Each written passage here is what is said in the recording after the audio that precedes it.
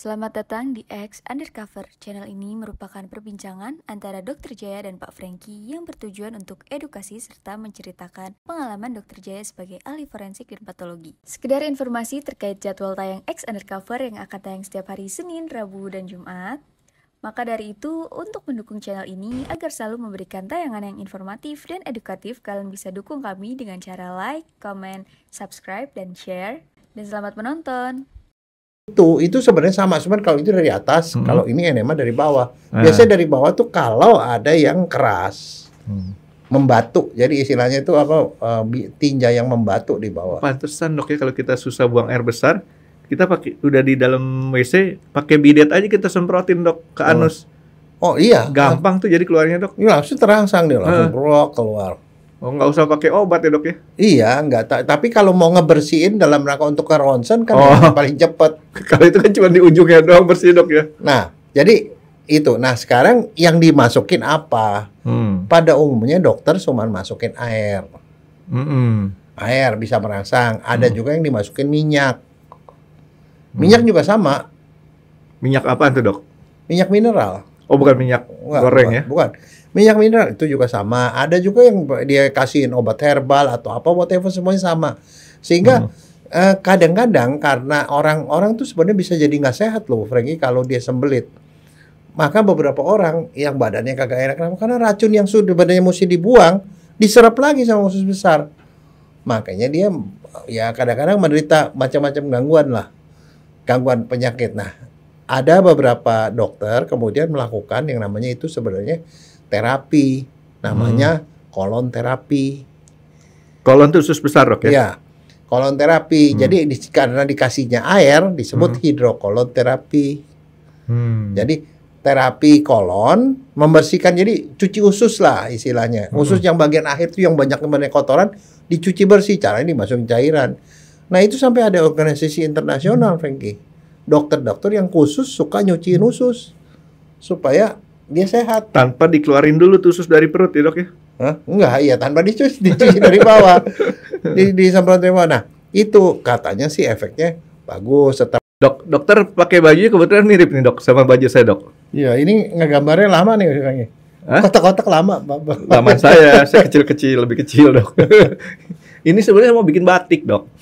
Tapi yang bikin batik itu salah. Digarisin sama dia. Jadinya batik garis lurus.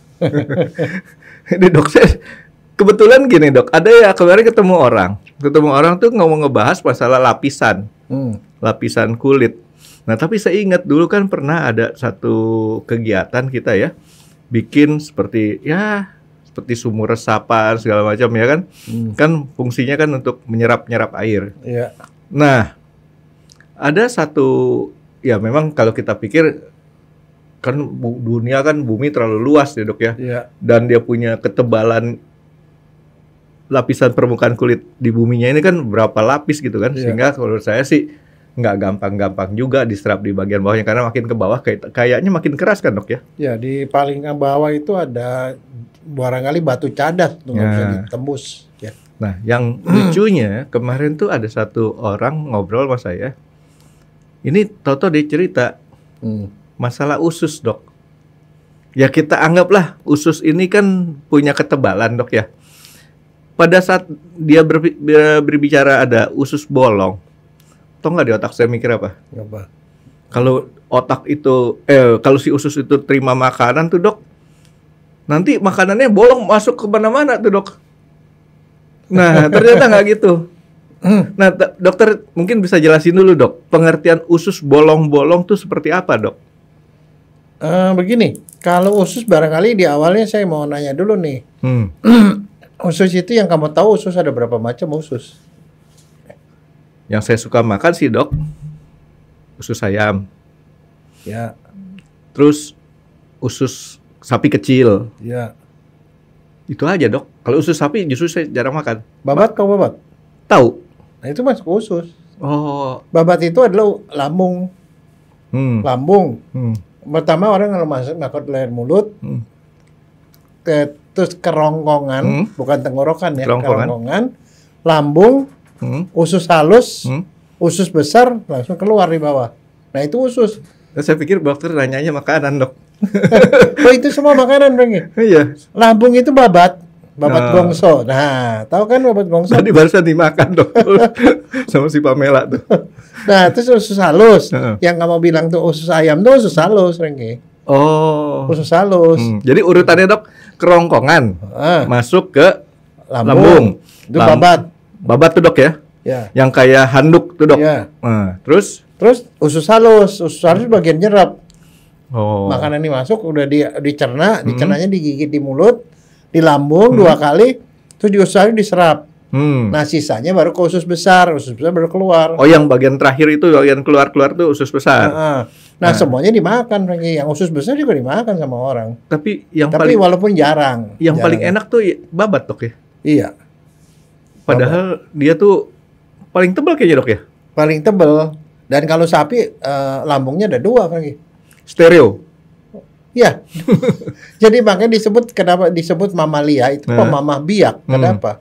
Dia makan, udah masuk ke lambung, udah dicerna tuh.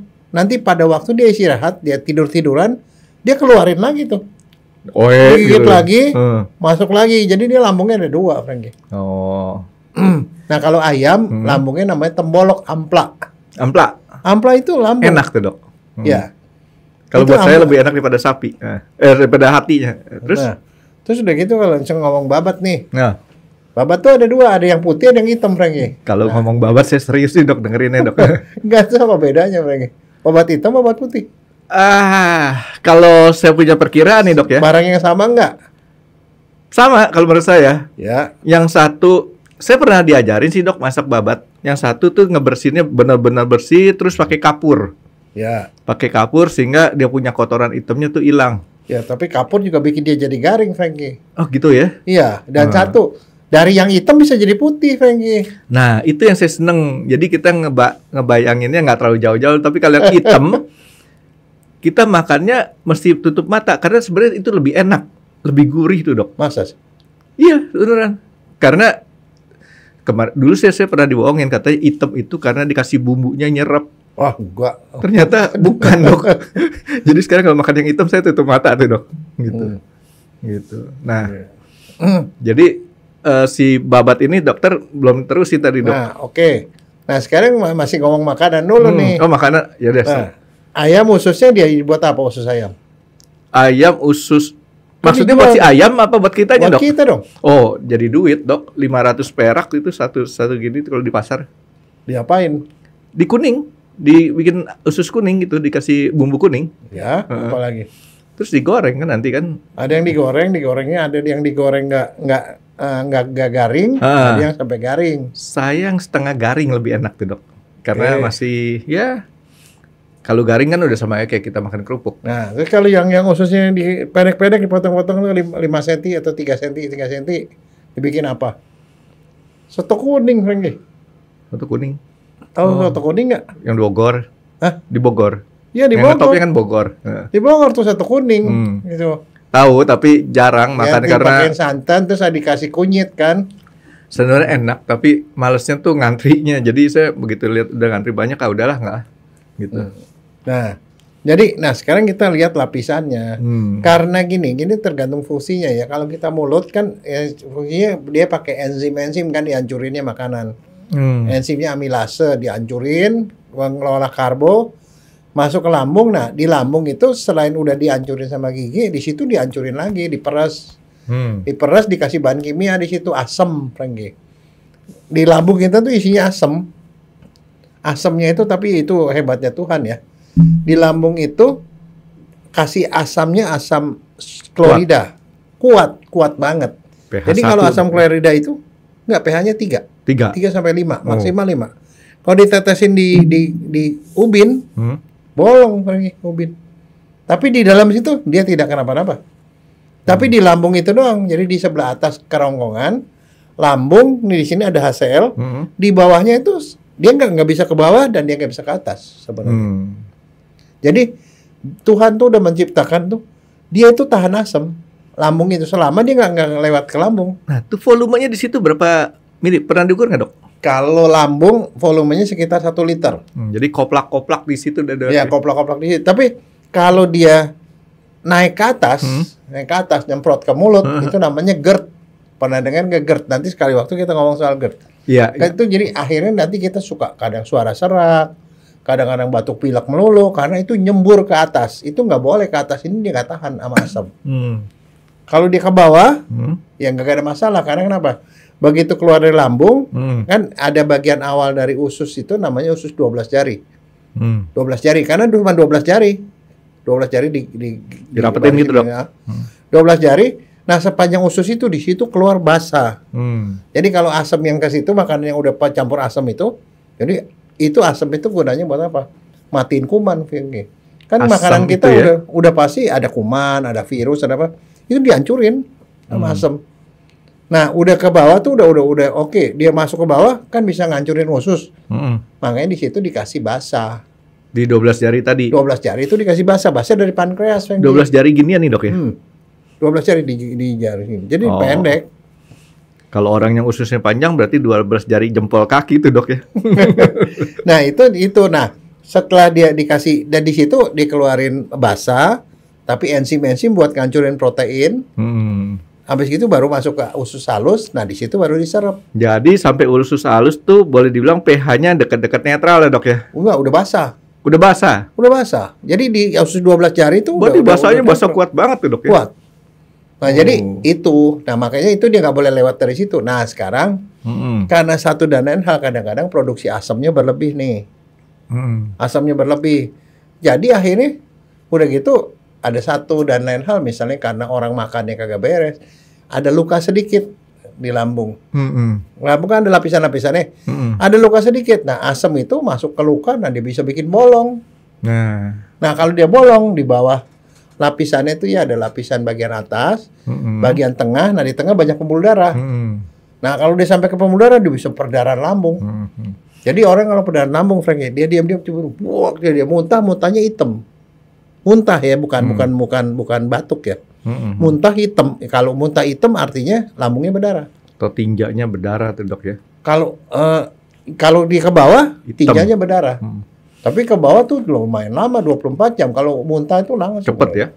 Nah, itu, Dok. Jadi saya pernah ya itu masalah dulu, pengalaman saya dulu di rumah sakit ngelihat. Ternyata setelah di endoskopi, Dok ya. Kolonoskopi segala macam, itu bolongnya bukan bolong tembus, Dok. Cuman kayak iya, di permukaannya doang ada luka seperti kayak borok, luka bolong mencekung gitu. Jadi gambarannya gini, Dok ya. Nanti kalau saya salah, dokter betulin nih, Dok. Tanggung jawabnya kan di dokter. Kalau saya cuma cerita. Itu ternyata yang disebut bolongnya itu seperti kayak permukaan jalan yang ngelotok. Iya, betul. Aspalnya ngelotok. Nah, itu ternyata. Nah, itu. Jadi ngelotok, kalau ngelotok doang paling sakit lambung. Jari ulu hati. Tapi kalau sampai ke pembuluh darah udah bagian lapisan tengah, kan ada otot sama otot. Nah, di situ ada pembuluh darah. Nah, kalau pembuluh darah kena baru udah berdarah. Jadi lambung tiba-tiba keisi sama darah. Nah, darah kecampur sama asam jadi hitam. Makanya itulah yang membedakan. Kalau misalnya berdarahnya bukan di lambung, keluarnya tuh darahnya merah. Muntahnya muntah darah merah. Tapi kalau darah hitam berarti pecahnya di lambung karena udah kena asam. Oh, jadi lambungnya yang bermasalah, Dok. Jadi kalau orang berak darah warnanya apa? Hitam, berarti perdarahannya di lambung. Udah lama tuh berarti keluarnya, Dok. Di lambung. Tapi kalau berdarahnya warnanya merah, itu berdarahnya di usus halus dan usus besar. Ya itu bedanya. Jadi makanya dokter sih udah pasti tahu. Tapi kalau keluar darah dari mulut, darahnya berbuih, berbusa-busa, warnanya merah, itu berarti dari paru kemungkinan. Nah, itu bisa ditambal kan, Dok? Yang bolong-bolong tadi, Dok? Biasanya itu bisa dikasih obat. Obatnya dilapisin, lapisan lambungnya. Jadi kita makan obat yang sifatnya basah.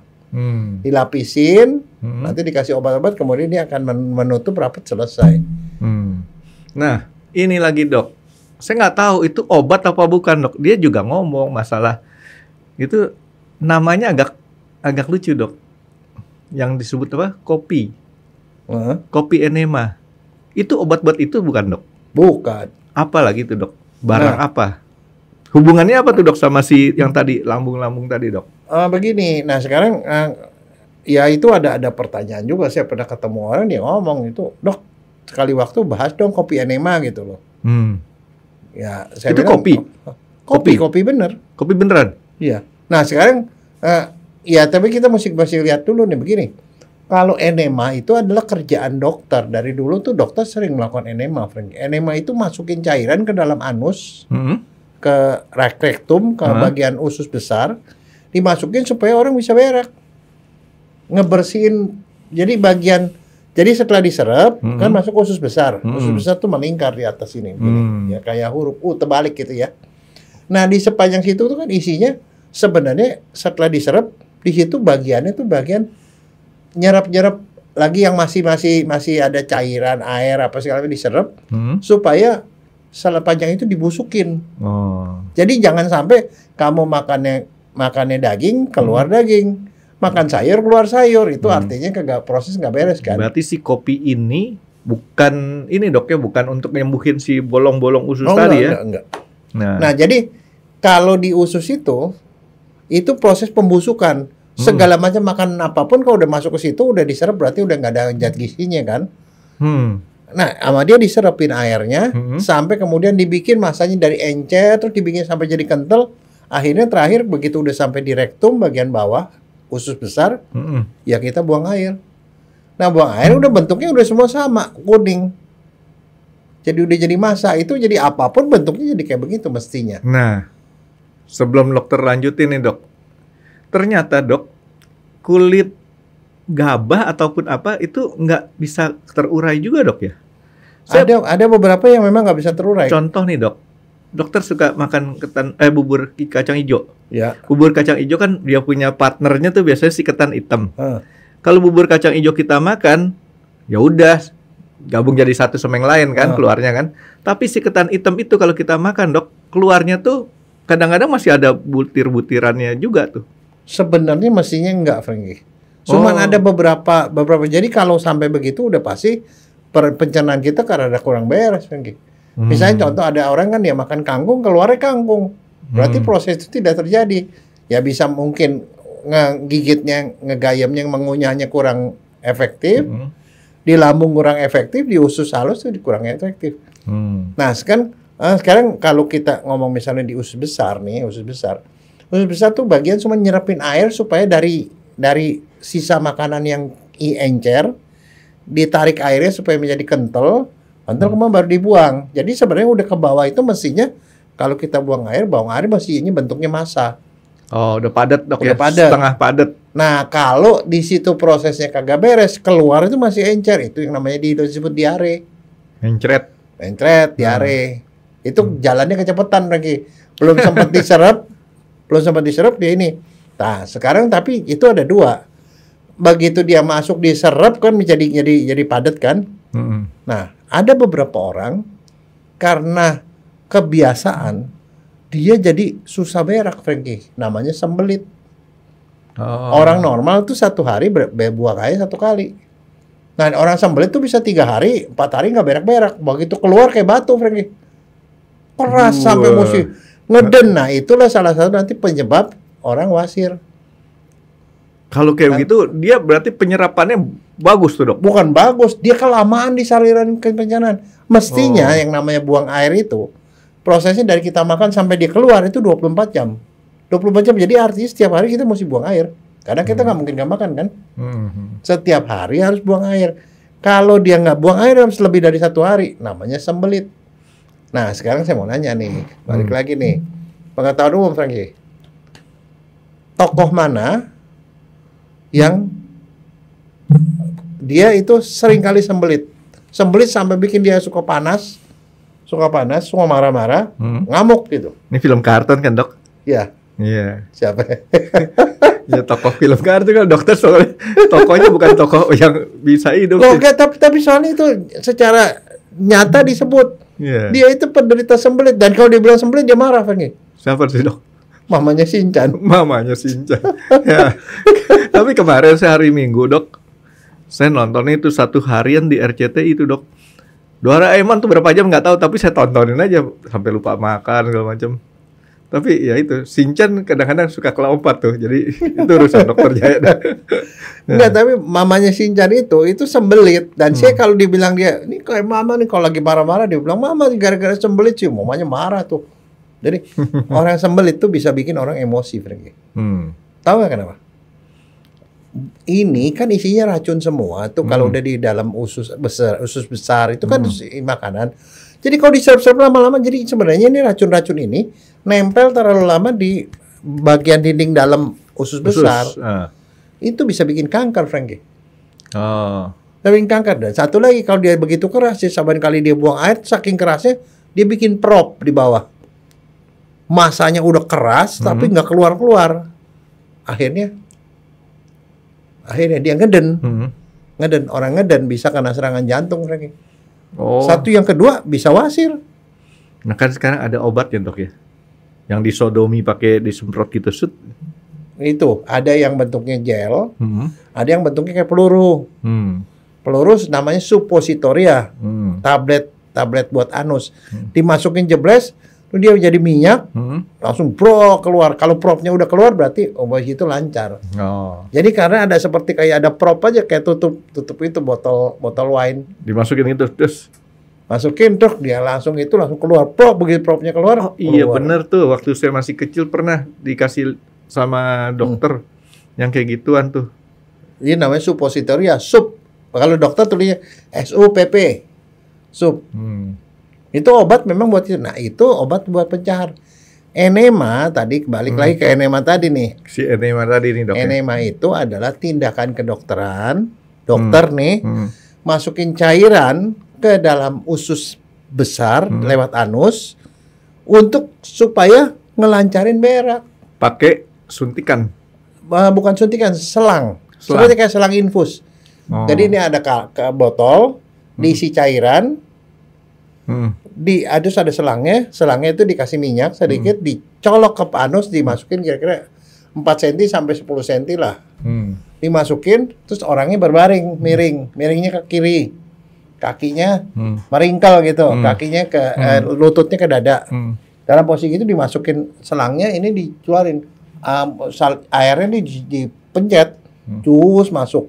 Jadi disodomi pakai selang, dok. Seperti dirojok. Pernah tahu kan rojokan kalau saluran WC mampet atau itu saluran air mampet? Tahu. Kan dikasih air kancuk, gitu. Kayak gitu, itu namanya enema, Frankie. Dokter biasanya lakukan itu kapan? Kapan? Kalau diminta pasien? Enggak dok ya. Kalau dia mau ngeronsen usus besar. Orang ada suka gangguan nih, sering kali mencret atau malah dia kesembelit, nggak bisa berak segala macam. Dokter mau tahu ada apa di situ. Jangan-jangan dia mampetnya itu gara-gara di bagian ujungnya ada tumor, ada kanker. Jadi dia nggak bisa keluar karena keganjel kanker kan. Terus mau taunya gimana? Kan nggak mungkin dibongkar. Nah dokter masukin itu, disemprot, jadi seluruh usus besarnya jadi bersih. Keluar kan diisi air kan dia jadi encer nih. Keluar. Habis itu dimasukin barium. BA. Termasuk golongan berapa? Masih di 2A, dok. Nah, barium itu kalau di ronsen, karena dia logam, warnanya putih. Jadi masukin barium enema namanya. Masukin barium, terus difoto. Nah, difoto berarti bariumnya itu ada di dalam usus kan? Begitu difoto, ususnya kelihatan dinding bagian dalamnya. Kalau dinding bagiannya udah ada kol di situ, udah ada tumor apa kelihatan, Frankie. Kalau ada misalnya ada benjolan, ada apa, kelihatan. Jadi struktur dalamnya kelihatan. Itu namanya enema. Jadi dokter lakukan enema buat apa? Buat orang kalau dia sembelit atau untuk mendiagnosis penyakit, Frankie. Jadi buat tindakan awal lah dok ya. Awal supaya bersih. Kalau ada tinja kan begitu di ronsen misalnya dikasih barium langsung ada seperti tumor, padahal bukan tumor, itu karena tinja. Jadi tinjanya dibersihin dulu, udah bersih, baru masukin barium, baru difoto, jadi kelihatan permukaan dalamnya itu seperti apa. Itu orang mau di endoskopi, kolonoskopi sama digituin juga kan dok? Iya. Nah seperti itu. Jadi itu adalah barium. Barium itu udah maksudnya enema itu udah sering lakukan. Misalnya pada orang tua yang kadang-kadang karena makan sayur jarang, Hmm. seringkali sembelit. Nah, kalau daripada dia nggak bisa berak dan kemudian dia sengsara mau buang airnya mesti ngeden, apalagi misalnya kalau orang serangan dia sakit jantung koroner, dia nggak boleh ngeden, pengen. Nah, dok, jadi kalau orang yang punya pencernaannya lama nih dok, kan dokter tahu tuh ada yang 3 hari baru keluar dok. Dia terus-terusan dikasih obat sembelit dok, masukin lagi, cepret, masukin lagi. Ada rusak nggak dia punya organ dalamnya dok? Bukannya rusak, tapi maksudnya itu tidak baik juga, Frankie. Kenapa? Kalau keseringan nggak boleh. Sebenarnya di dalam saluran pencernaan kita di usus besar itu ada kuman pembusukan namanya. Oke. Nah, kalau sering-sering kita Bersihin. minum pencahar dan segala macam itu gak ada gangguan kuman di situ. Kan kuman itu ada yang kuman yang bagus, kuman buat pembusukan, tapi kok ada kuman yang jelek. Nah, bisa jadi dengan gitu kuman bagusnya hilang, akhirnya kuman jelek semua di situ, malah jadi penyakit macam-macam di usus besar. Nah, tapi balik kepada si enema tadi. Enema kan dokter udah jelasin tuh. Cairan dimasukin ke dalam anus. Tadi kata kopinya itu kenapa dok? Kok ada nama kata kopi Nah, enema? sekarang itu enema dulu kan, enema Nah. gitu. Jadi enema itu sesuatu yang biasa lah. Iya. Tapi enema itu sebenarnya tindakan kedokteran biasa dari zaman dulu tuh, semua di rumah sakit pasti ada enema, Frankie. Jadi tindakan untuk apa namanya memaksa. Mencuci usus besar bagian belakang, bagian akhir. Ya, memaksa untuk supaya barang-barang di dalam dikeluarin sehingga jadi bersih. Nah, terus Si usus. kenapa bisa begitu? Karena kalau kemasukan air, Hah? tiba-tiba dia mules, Frankie. Hmm. Gerakan ususnya jadi aktif. Pok keluar gitu loh. Jadi mengaktifkan gerakan usus yang malas-malasan supaya kemudian dia mendorong keluar.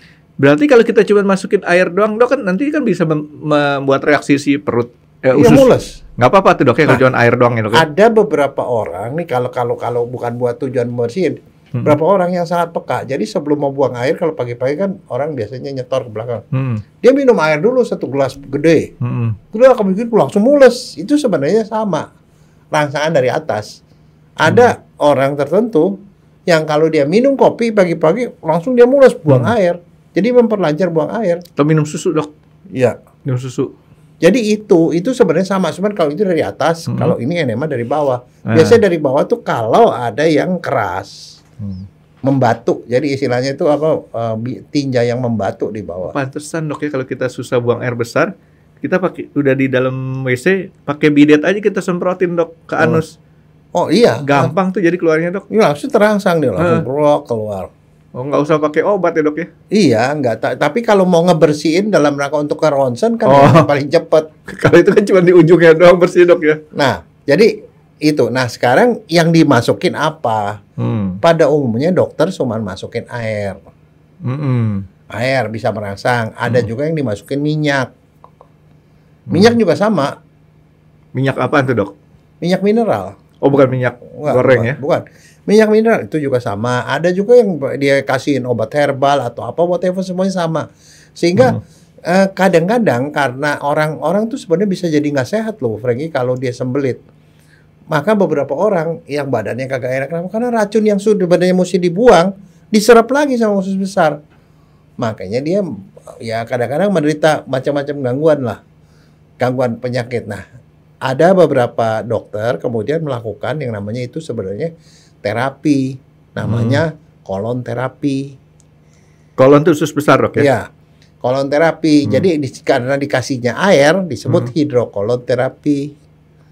Jadi terapi kolon membersihkan, jadi cuci usus lah istilahnya. Usus yang bagian akhir tuh yang banyak kotoran dicuci bersih. Caranya dimasukin cairan. Nah itu sampai ada organisasi internasional, Frankie. Dokter-dokter yang khusus suka nyuciin usus supaya dia sehat. Tanpa dikeluarin dulu tuh usus dari perut ya dok ya? Hah? Enggak, iya tanpa dicuci dari bawah.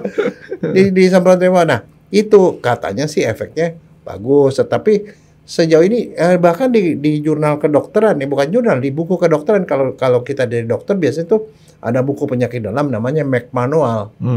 Itu dokter-dokter kalau penyakit apa, di situ tulis obatnya gini-gini. Nah, di situ ada tuh soal enema itu. Hidrokolon, jadi cuci usus.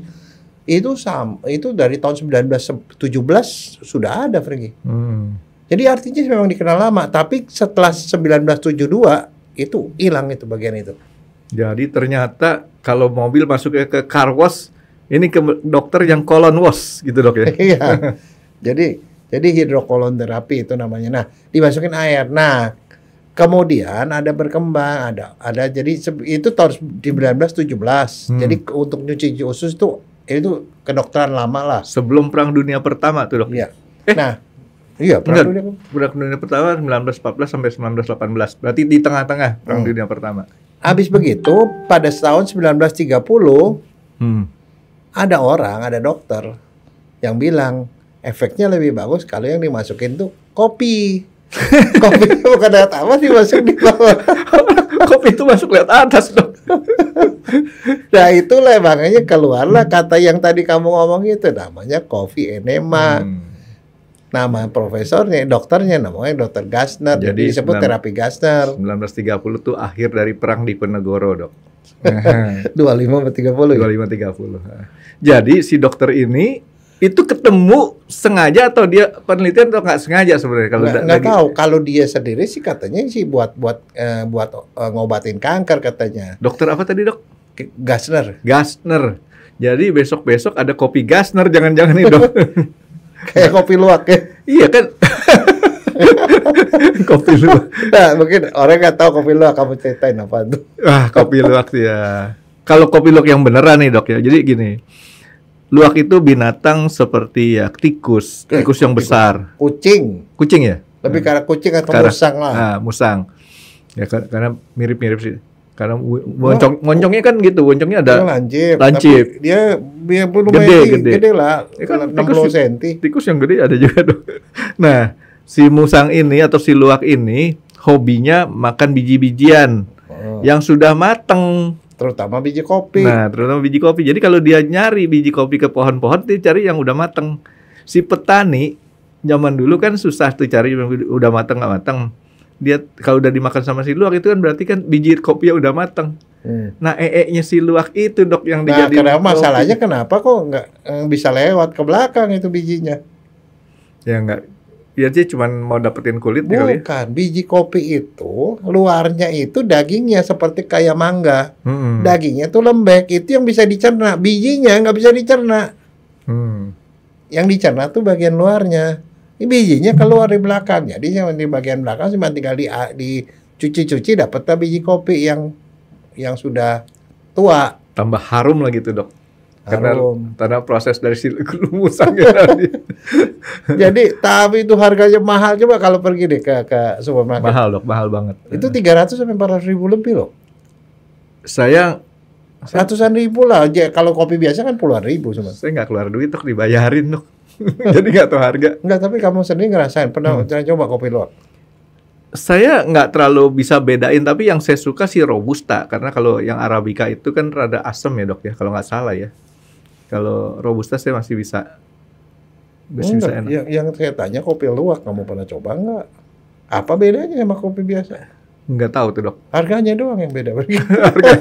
Tapi kalau rasanya sih, kalau saya sih nyiumnya kayaknya biasa-biasa aja. Gengsinya beda dok. Harganya bisa berapa? 5 kali lipat deh. Ya beli yang sasetan aja deh kalau nggak bisa. Ya kalau kok di kopi luwak tapi harganya murah itu bohong itu. Oke dok, balik ke si Gassner dok ya, si kopi Gassner tadi dok. Dia tuh dalam ceritanya dia memang melakukan penelitian atau memang penelitian. Dia memang penelitian dan itu sampai sekarang masih ada Frankie yang melakukan itu. Jadi dia melakukan enema menggunakan kopi. Nah, terus kira-kira berapa banyak caranya? Nah, kebayang nggak?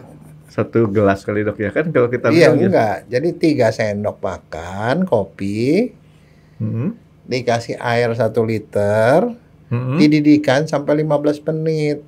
Nah, udah selesai, saringan kopi biasa. Nah, cairannya itulah yang dimasukin ke dalam. Jadi kopinya dididihkan bersama air. Itu yang disebutin kopi tubruk, dok. Kan orang masih belum paham kopi tubruk itu sebenarnya apa. Kopi tubruk itu kopi yang dimasak, dijerang lah ya, dengan air. Jadi bukan kopi diseduh. Kalau kopi diseduh kan bukan kopi tubruk tuh. Gitu. Nah itu sampai sekarang masih ada dokter yang melakukan itu, Frankie. Nah, karena konon katanya Itu banyak gunanya, Frankie. Berarti setelah dia 3 sendok makan dengan 1 liter dipanasin 15 menit tadi dokter bilang. Sampai mendidih Sampai 15 mendidih. menit. Mendidih 15 menit. Nggak langsung dimasukin kan dok? Enggak, Tunggu dingin dulu kan? Dingin terus disaring. Kalau masukin langsung buset, teriak-teriak tuh dok. Disaring. Nah, katanya begini, kalau kopi itu kan sifatnya tuh mempercepat peristaltik. Dan makanya tadi saya bilang ada orang yang minum kopi terus langsung mules ke belakang. Dan satu lagi kan kopi punya sifat nyerap ya dok ya. Kalau bubuk kopinya ya, nyerap apa? Nyerap bau segala macam ya. Berarti dia walaupun dia airnya doang tuh mungkin bisa nyerap racun-racun juga kali ya. Ya saya nggak tahu, tapi dia mempercepat peristaltik. Dan gara-gara mempercepat peristaltik tuh jadi karena konon katanya itu segala kalau kita minum kalau kita makan makanan berlemak kekuras keluar sehingga bagus untuk orang yang nggak mau gemuk. Dipakai buat ngurusin badan juga kan, kayak buat diet alam gitu. Karena dia juga mengurangi penyerapan lemak sehingga ngurangin orang yang kolesterol tinggi katanya. Dokter tahu nggak itu metode tadi tuh yang paling mahal tuh metode yang mana tuh dok? Kopi enema yang mana? Nggak tahu kan? Kopi luwak kali. Kopi enema yang pakai kopi luwak dok. Mahal banget dok. Jadi kopinya bebas tuh dok ya? Kopi apa aja dok? Bebas, kopi aja, apa aja. Nah tapi di Indonesia nih, kadang-kadang saya suka bukan mikir sih, cium ya. Kita minum kopi tapi kayaknya kenapa baunya bau berondong ya? Ya karena itu jagung dibakar sampai angus tuh dicampur sama kopi. Satu gitu. dibanding satu kan berarti untung. Nah kalau kita gunakan kopi berondong kayak tadi dok, ya nggak ada efek sama nggak aja ada efek hidroenema aja. Efeknya nggak begitu. Tapi katanya lagi saya nggak tahu. Soalnya nggak ada penelitiannya.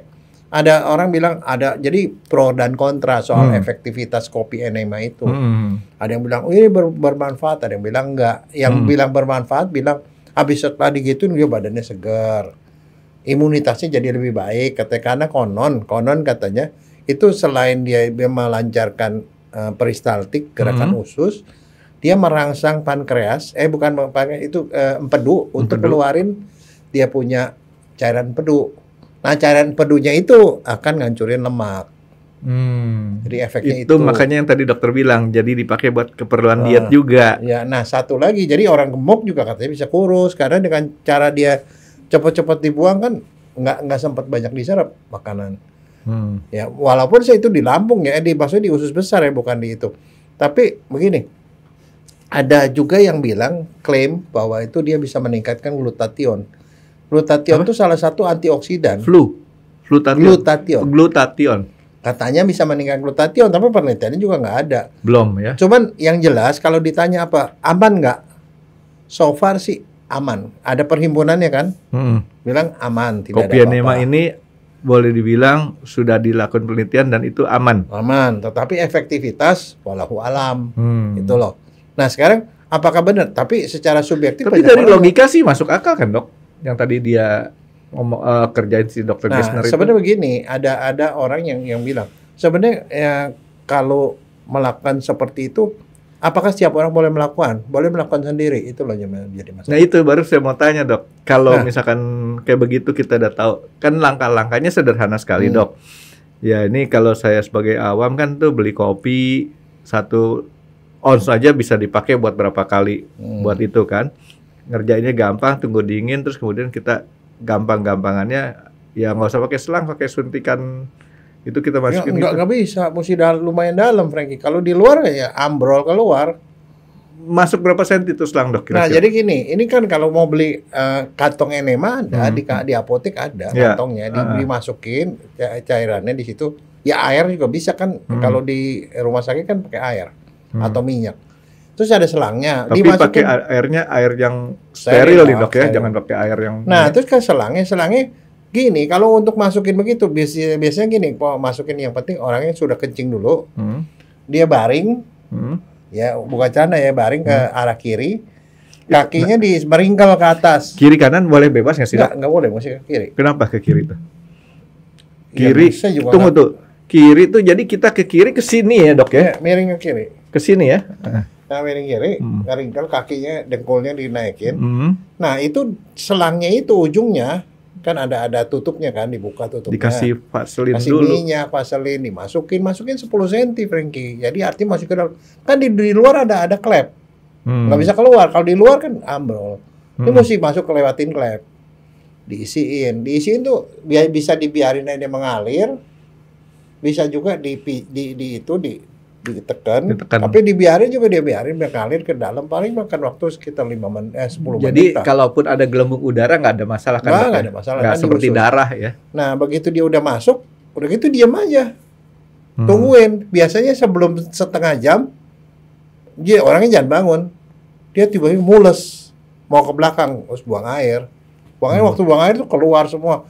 Kalau yang orang pakai kolon terapi atau pakai itu juga sama, yang keluar itu nanti segala macam.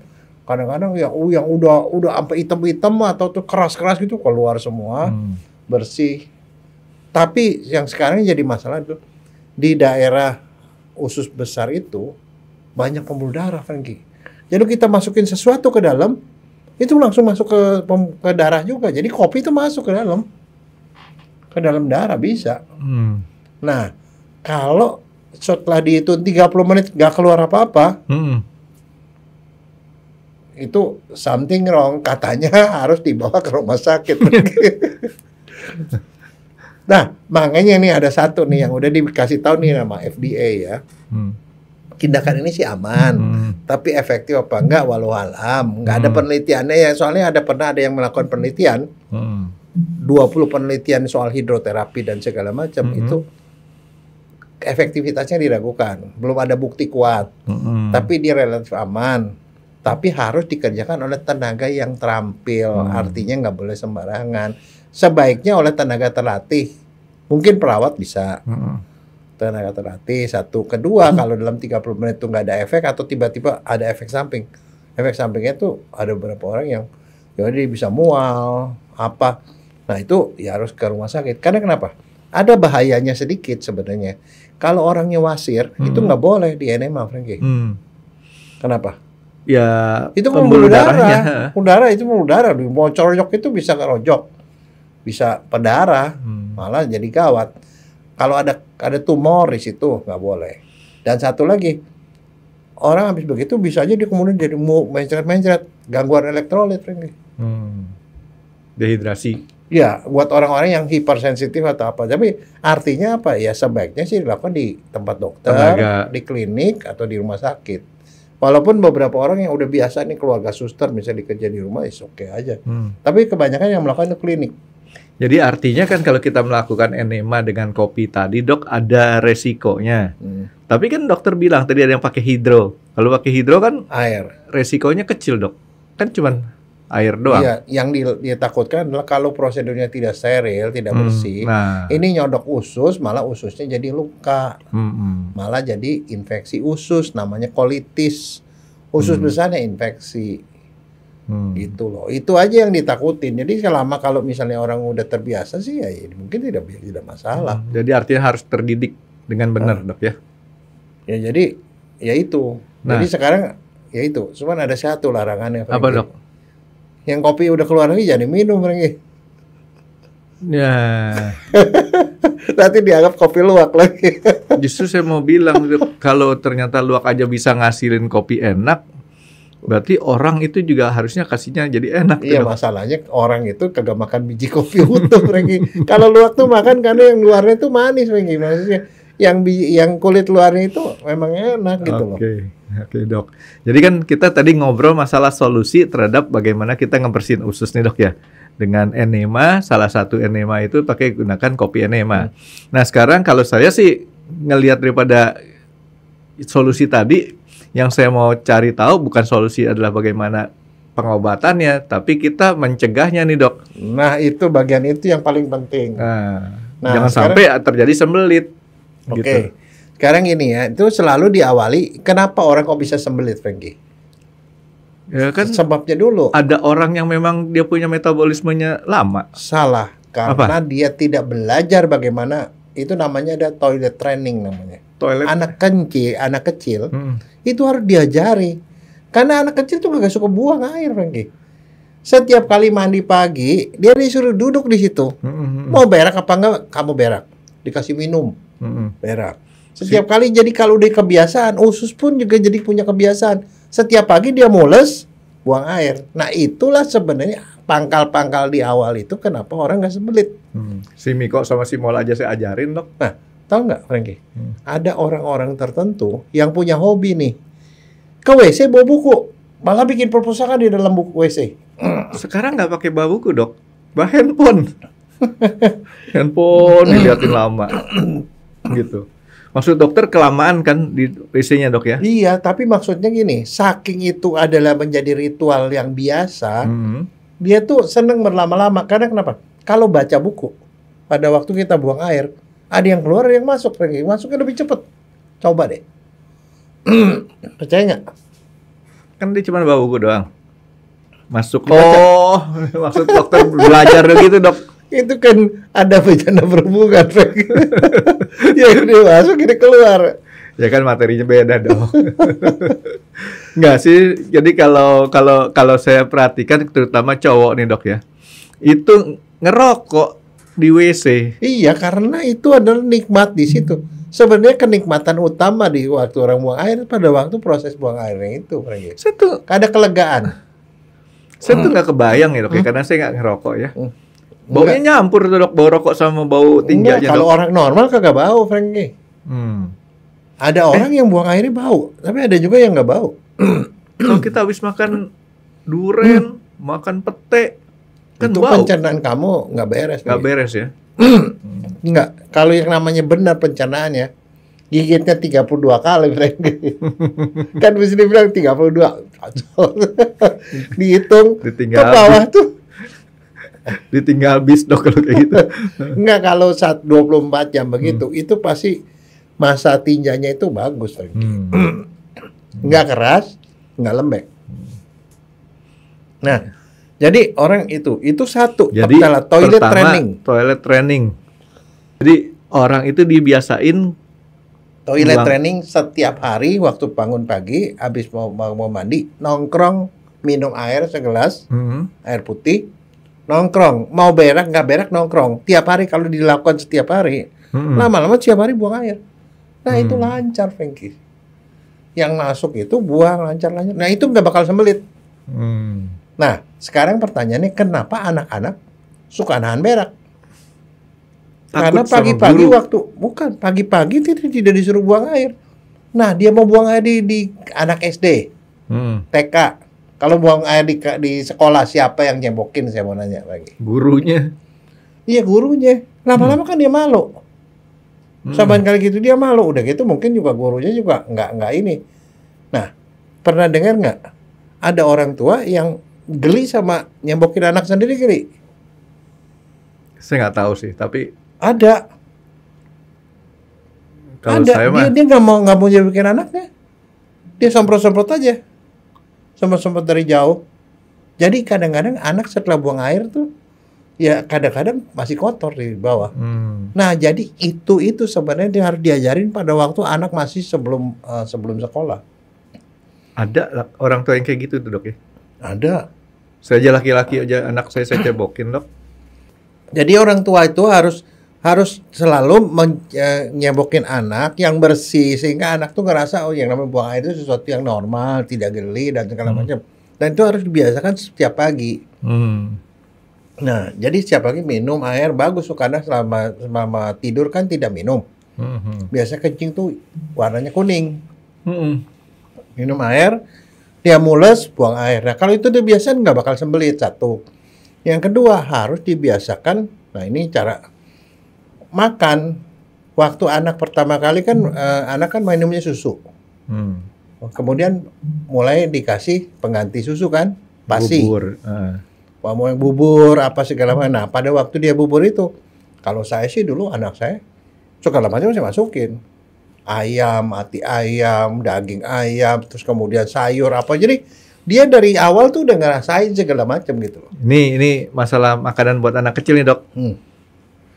Kebiasaan istri saya, Dok, kasih makan apa? Urat kaki. Urat kaki. Kebetulan kalau saya non muslim, jadi urat kaki babi. supaya kakinya kuat katanya. Percaya nggak percaya, tapi ternyata memang keluarga dia jalan kakinya kuat-kuat dok, terutama kalau ke mall.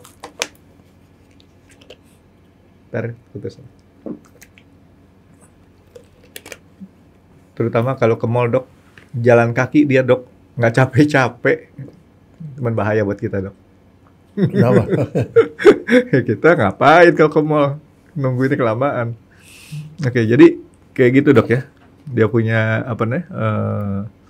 Pembersihin. Nah ini salah satu yang tadi dokter bilang, anak kan harus dibiasain toilet training.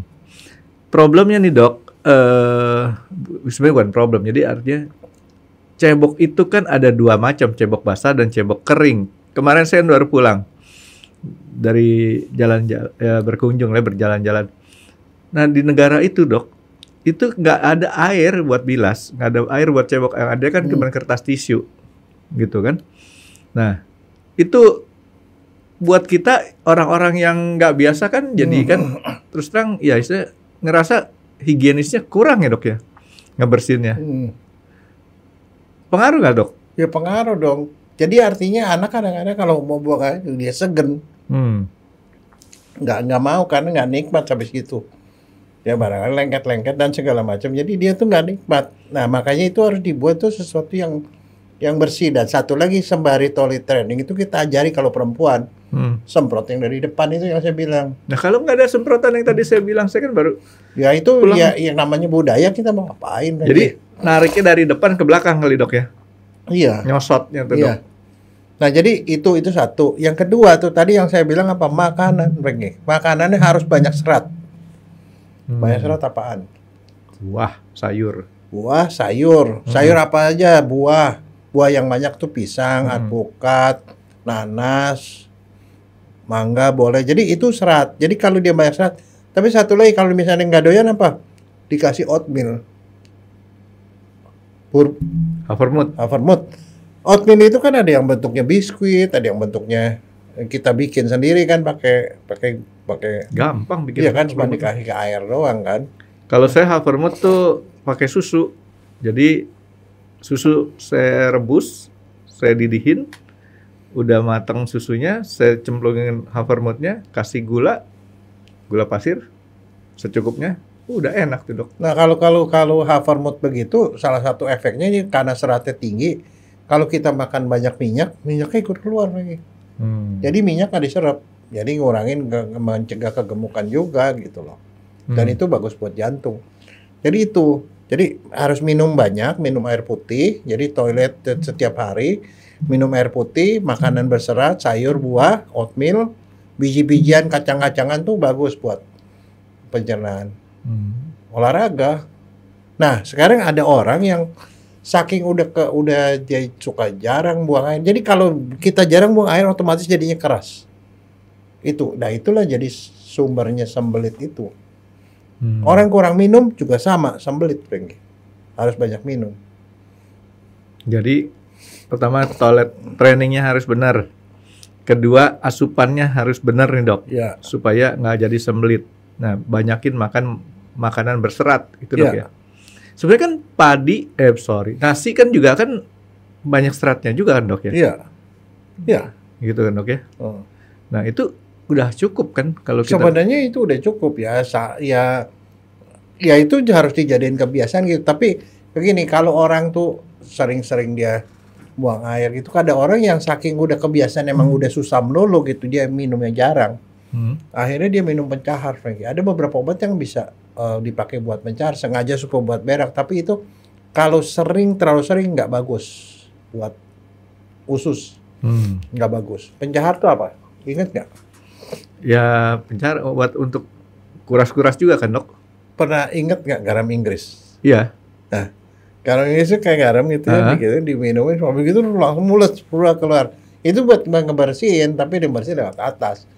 Apalagi ada juga yang namanya kayak coklat. Ingat nggak kalau zaman dulu tuh Dono dan Indro temen dikasih coklat broklak. Kan diminum kan coklat dimakan kayak coklat, langsung itu sama, itu pencahar. Nah kalau sekarang tuh ada berapa obat tablet sekarang yang sifatnya pencahar. Itu seringkali orang abuse itu, minum lagi supaya begitu. Itu nggak bagus. Yang lebih bagus daripada gitu, mending kamu makan buah, makan sayur. Nah, jus boleh nggak? Pakai es, Dok?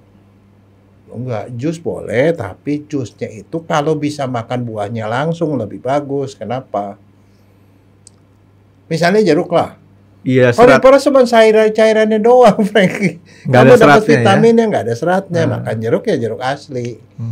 Karena misalnya contoh kamu beli jus ya, jus itu apa? Misalnya nanas, disaring kan? Dapat rasanya doang. Iya, cuman rasanya doang gitu. Malah ya kadang-kadang ada juga cuman essence doang gitu, nggak ada apa-apa, itu kan bohong gitu. Itu mah yang sasetan, Dok.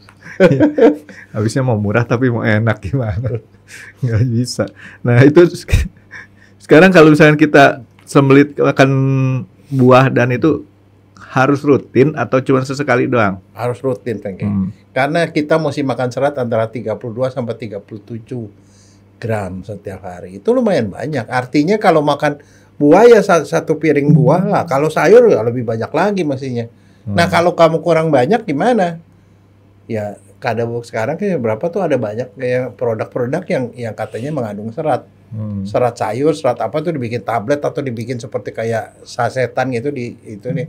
Ya itu sih boleh aja sih, tapi lebih baik yang asli. Nah, Dok, agak menyimpang dari broklak tadi saya hampir ngomong brokoli lagi. Itu si broklak itu kan memang obat pencahar.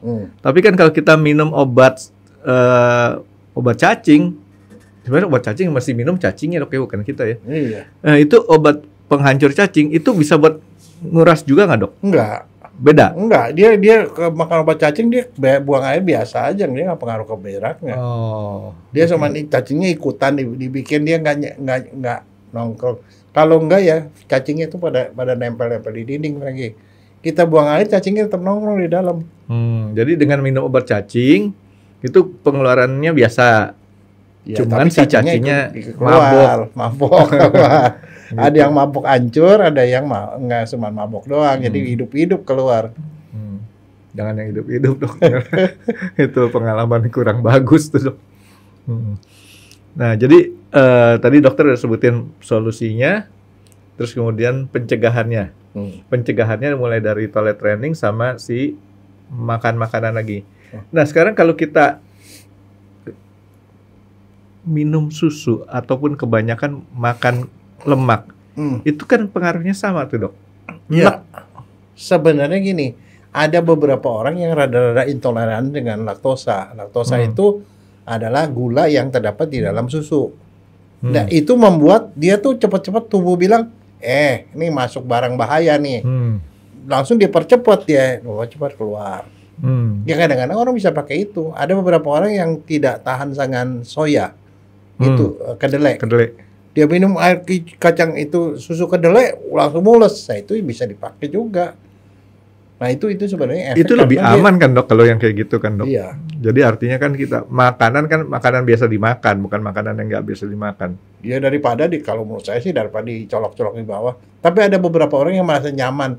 Dilihat di foto nih kan di kolonoskopi lihat ini dinding usus besarnya kotor, setelah di enema berapa kali udah jadi bersih katanya.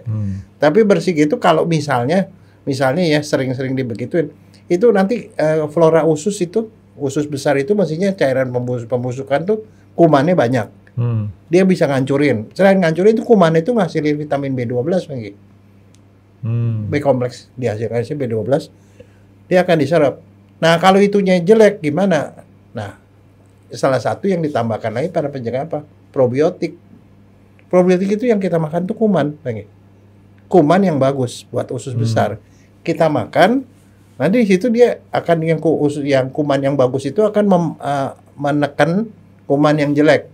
Kuman yang pembusukan itu yang jeleknya dibuang, tapi yang kuman bagusnya tetap bagus di situ, tetap ada di situ. Itu adanya di usus, bukan di lambung tuh, Dok ya? Enggak, di usus besar. Usus besar ya. Nah, itu yang kita kenal namanya misalnya Yakult itu tau, Yakult yang modelnya kayak gitu, atau yogurt. Yogurt ya itu termasuk bahan untuk nambahin flora usus. Itu ada yang bentuknya tablet, ada yang bentuknya seperti kayak susu begitu. Dokter tahu nggak kenapa saya senyum-senyum, Dok? Nggak tahu. Dokter bajunya kayak seragam yang jual Yakult, dok. Oh, malah saya nggak tahu. Tapi kalau saya sih terus terang sama itu. Saya hargain itu emak-emak yang jual Yakult, dok. Saya selalu ngelihat dia punya semangatnya tuh bukan main tuh. Wah, itu di tempat wisata tuh ya. Iya. Dan pantang menyerah dan seragamnya kayak dokter. Kotak-kotak, dok. Mirip lah. Iya enggak, tapi begini, kalau saya sendiri pribadi ya, makan tuh nggak boleh kebanyakan, Vicky. Kenapa? Karena yang produk-produk seperti itu, termasuk yogurt segala macam, kamu sekali waktu coba deh lihat nutrisi fact-nya. Gulanya tinggi, Franky. Jadi yogurt juga bisa dipakai buat itu, dok ya? Bisa. Yogurt tuh buat nambahin kuman. Nah, tapi begini, jadi yang fermentasi bukan cuma itu sebenarnya, termasuk tempe. Tempe itu yang fermentasi itu tape. Itu bagus buat. Ya, cuman begini, kalau misalnya apa yang terjadi, saya pernah ngecek ya ke supermarket. Yogurt kan ada macam-macam tuh merek tuh. Iya. Lihat. 15 gram. 25 gram. Buset deh, kalau segitu kalau orang kencing manis bisa jadi kencing manis kan, gitu ya. Loh, kebanyakan ya. Gula itu nggak boleh lebih dari 5 kalau saya sih. 5 gram. Dalam itu kan per 100 gram isinya apa? Lihat, kalau saya sih lihatnya karbohidrat sama gula, sugar. Begitu lihatin, wah 15, saya nggak bakal minum, nggak bakal makan, Franky. Minum aja, dok, setengah dosis, dok. Enggak, itu tinggi sekali, Franky. Terus sekarang ya mesti dicari yogurt yang gramnya kecil. Karena orang tuh ngelihatnya nggak kayak dokter. Dokter lihat ingredients-nya kan, dok ya, nutrition fact-nya. Orang ngelihatnya bukan di situ, dok. Yang dilihat tuh di bawah, dok. Harga ini dia. Gitu. Enggak, tapi kalau yogurt gitu ya, yang mesti cari plain yogurt yang Greek. Greek itu jumlahnya paling 4 gram, 2 gram, 1 gram gitu. Itu oke lah. Tapi kalau yang banyak-banyak yang terjadi kita makan-makan begituan buat sehatin usus, malah kencing manis jadinya. Berarti saya mesti kasih tahu anak saya tuh. Dia tiap hari tuh, dok, minumnya yogurt. Katanya biar sehat. Enggak, yogurt tuh memang ini. Waktu saya dulu kan saya ke Jepang ya. Ditampung oleh salah seorang teman saya. Dia tuh organisasi internasional tuh yang biasanya jadi suka nerima orang luar negeri itu tinggal di tempatnya. Makan paginya tuh nggak pernah makan apa. Cuman yogurt doang. Yogurt dikasih potongan itu buah-buahan, buah anggur lah beberapa biji dimasukin potongan apel segala macam, udah makan gitu pagi-pagi. Setiap pagi begitu, Franky. Itu sehat banget, bagus. Ya, ntar saya kasih tahu deh. Jadi artinya makanan yang mesti benar nih, dok ya.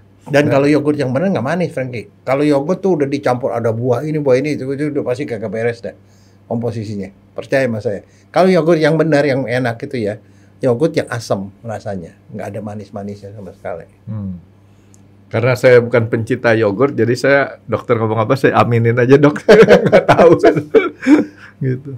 Ya, oke, dok. Jadi artinya di sinilah kita tahu solusinya, dan yang paling penting bukan solusi nih, dok, ya, artinya tetap pencegahannya dari makanan berserat tadi, dok. Oke, jadi dari kopi enema ini ternyata ngeliatnya kemana-mana. Iya. Tapi begini gini, Franky. Tahu nggak katanya otak manusia itu ada 2. otak pintar sama otak bodoh. Bukan, otak yang benar-benar otak, yang kedua otak manusia di perut, Franky. Itu kampung tengah, dok. Kamu percaya nggak? Contohnya kamu kan, begitu ini nggak diisi langsung ngamuk kan kamu.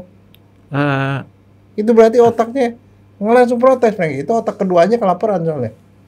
Saya sih kalau saya tuh gini, dok. Saya tuh sangat sayang sama piaraan saya, dok. Saya tuh rela nggak makan, nggak apa-apa. Yang penting asal piaraan saya di perut dikasih makan, dok. Itu aja. Nah, itulah yang nerangin kenapa mamanya Shinchan suka marah kalau lagi sembelit. Nah, kalau dia sembelit dia ngapain, Franky? Teriak panggil nama si Shinchan, ya kan? Terus dijitak sampai jitaknya bertingkat, tiga tuh. Ya, jadi korban si Shinchan sama bapaknya selalu. Itu jadi kanker, dok. Bertingkat tuh. Nah, jadi dia kalau supaya dia nggak sembelit untuk ini, dia apa? Dia makan suatu makanan yang jarang dimakan orang. Kalau di Jepang orang beli gitu malu, Franky. Tapi mereka suka. Apa? Nggak tahu. Apa? Wasabi? Ubi Jepang. Ubi Jepang tuh orang dorong-dorong gitu ya. Jadi keliling-keliling Dorong-dorong itu jual ubi rebus, Hmm. ubi Jepang, ubi yang ungu itu. Hmm. Dan kalau orang Jepang beli begituan, malu Franky. Kenapa? Kentutnya bau dok kalau makan ubi dok. Bukan kentutnya banyak. Oh sering. Wah, Hmm. iya kentutnya banyak. Itu jadi makan gitu malu gitu. Tapi itu enak, paling enak karena rasanya enak kan, manis kan. Tapi kalau kita beli ubi Cilembu sama aja nggak dok? Sama. Ya. Tapi kalau saya sendiri lebih senang ubi yang ungu itu loh. Oh. Ubi ungu itu lebih enak dan tidak terlalu manis juga. Orang Indonesia kan terbalik dok. Ubi Cilembu, ubi madu. Wah, itu manis banget. Enak dok itu. Dan empuk. Ya, jadi itu seratnya tinggi itu. Ya pokoknya makanan berserat tuh nggak rugi lah kalau kita makan dok ya. Ya. Karena pengaruhnya bukan hanya di enak di lidah tapi bagus buat di dalamnya juga dok ya. Ya. Oke dokter, kalau gitu saya mau beli kopi dulu dok. Ya. Tahu nggak buat apa dok? Buat dikasih luwak. Bukan. Biar supaya nanti kalau tanya udah beli belum? Udah gitu. Masalah dipakainya sih nggak jelas dok kapan. Oke dokter, thank you dok. Terima kasih sudah menonton X Undercover. Jangan lupa like, comment, dan subscribe. Dan ditunggu ya video-video kami selanjutnya. Nah, buat kalian, jika ada pertanyaan untuk Dr. Jaya, boleh banget komen di bawah. See you guys!